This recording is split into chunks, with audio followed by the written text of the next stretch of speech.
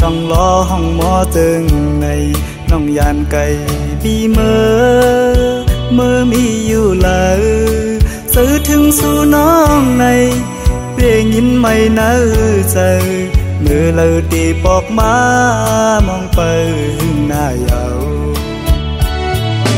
เสียงหวานน้องนั่งตึกยินเนื้อหูน้องยานไก่บีเมื่อเสื้ออยู่เลยซื้อปีหือเสื้อเลยพอเข้าไม่เจอในเพื่อปิวหงลมโทนกต้องร้อนคานมองเปิดสู่น้องนางก็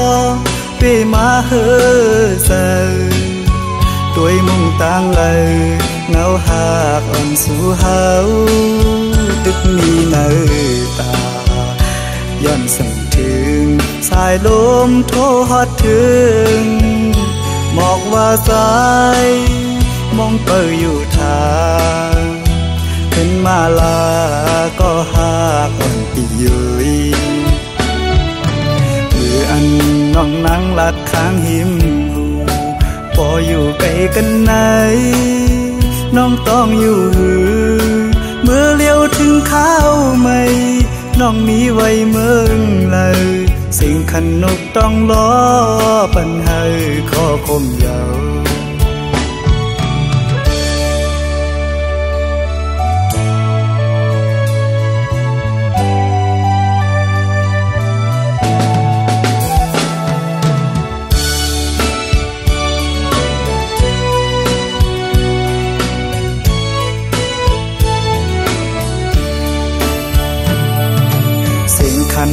ต้องรอห้องหมอตึงในน้องยานไก่บีเมื่อมีอยู่เลยซื้อถึงสู่น้องในเพียงยินไม่เนื้อใจมือเลยตีปอกมามองไปหน้าเยาเสียงหวานน้องนั่งตึกยินเนื้อหูน้องยานไก่บีเมื่อเสื้ออยู่เลยซื้อปีหือเสื้อเลยพอเข้าไม่เจอในเพื่อปิวหงลมโทนกต้องร้อนคานมองเปิดสู่น้องนางก็เปมาเฮอเซด้วยมุ่งต่างเลยเงาหากอ่อนสู่เฮาตึกมีเนื้อตา